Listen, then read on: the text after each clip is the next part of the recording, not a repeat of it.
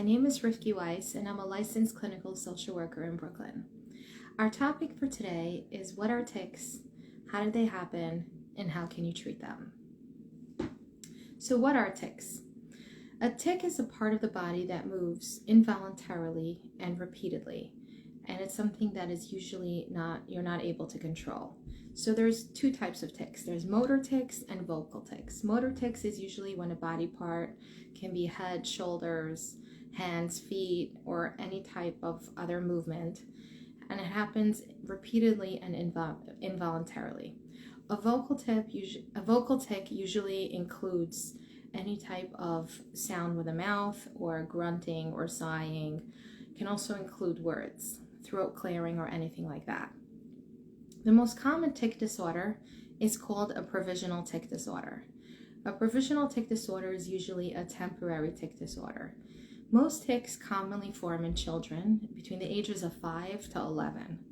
Although they can form up to age 18, it's extremely uncommon for adults to develop tics, but it can happen. So what causes tics? It's a little bit unclear exactly what happens that causes a tic, although we know different things that can cause it, but what actually is happening in the brain is a little bit unclear. But it's generally understood that tics are caused by the part of the brain that controls movement. There are some factors that can contribute to tic disorders and cause tics, and those are stress, anxiety, traumatic events, traumatic brain injury, and then they can also be genetic and run in the family. Tic disorders generally often come along with other conditions such as OCD and ADHD. Tics happen randomly and sometimes without warning. Although there are some ways that people can see like the tics are happening more often when they're tired or when they're stressed or things like that. Sometimes parents can see a little bit of a pattern, but for the most part, it's random. A provisional tic disorder generally lasts for a few months and lasts less than a year. If a tic disorder lasts for more than a year, it's called a persistent tic disorder, which would be the diagnosis for anything that's lasting for more than a year. There is another tic disorder which some people may be familiar with called Tourette's disorder. Tourette's disorder generally forms in children and is usually genetic and it's usually hereditary and runs in the family. Tourette disorder combines a motor tic and a vocal tic, which is some kind of movement in the body and a sound made by the mouth, often grunting or a word. While there are treatments for tics, Tourette disorder is often considered a type of tic disorder that's difficult to treat.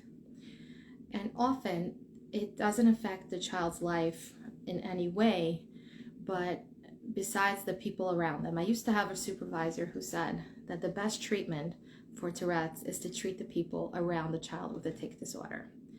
Because a tic disorder generally does not affect the child's development or brain development or anything else, but it can cause them shame or embarrassment if they're being bullied for it or made fun of or punished in school. Occasionally, a vocal tic can also include words such as curse words, and these words are beyond the child's control. What sometimes happens, though, is that the child gets punished or shamed for it, and then they suffer. So sometimes children with tic disorders have a low self-esteem and they struggle with self-esteem issues or behavior issues in school because they're being punished or told to stop the tic, which is out of their control. Sometimes having a child, so there are some treatments for tic disorders. While many pediatricians will, when you go to the pediatrician and they diagnose your child with a tic disorder, or they say they may have a tic disorder, they very often will tell you to ignore it. And it doesn't mean that they're old-fashioned or trying to give up on it or anything like that. The thing with a tic disorder is that the more attention you pay to it, the harder it is to control. So it's actually good advice to try to ignore it in the beginning and see if that makes it fade away. And very often that works. Sometimes though, it's not enough. If the tic disorder is mild enough and the teachers and the students and the friends and the family is understanding enough that it's not negatively affecting the child's self-esteem or social life or family life, then again, we would just leave it as it is. If a tic is severe and is affecting the child's self-esteem or making it impossible for them to sit in class because they're constantly disturbing the class, or even with an adult, it's making it difficult for them to have a job, there are several treatments that can be helpful. Before we talk about the treatment though, it's important to understand how ADHD and OCD can contribute to tic disorders. So there is some research showing that children who have ADHD and a tic disorder have a much harder time controlling the impulse to do the tic. So any type of treatment for the tic disorder will usually include medicating their ADHD. When the ADHD is medicated, it can often be easier to withstand the impulse of doing the tic. So children with tics and OCD often have an uncomfortable feeling, something in their body or a thought, and it gets very strong, and the only thing that makes it go away is the tic. So by constantly repeating that tic, it soon becomes an involuntary tic disorder, which they are doing to relieve themselves from that uncomfortable feeling. So common treatments for tics include habit reversal therapy, which teaches a child a different movement that makes it impossible for the child to do that tic. For example, if a child is doing something with their hand, some kind of a hand movement, if you get them used to squeezing a ball constantly, then they're not going to be able to do that tic movement with their hand. The idea behind it is that with time, they will retrain their brain to do something else and kind of outgrow the tic. Another common treatment for tic disorders is CBIT, which stands for Comprehensive Behavioral Intervention for Tics. This is a set of behavioral techniques to help learn skills to minimize tics. Another treatment for tics is ERP, Exposure Response Prevention.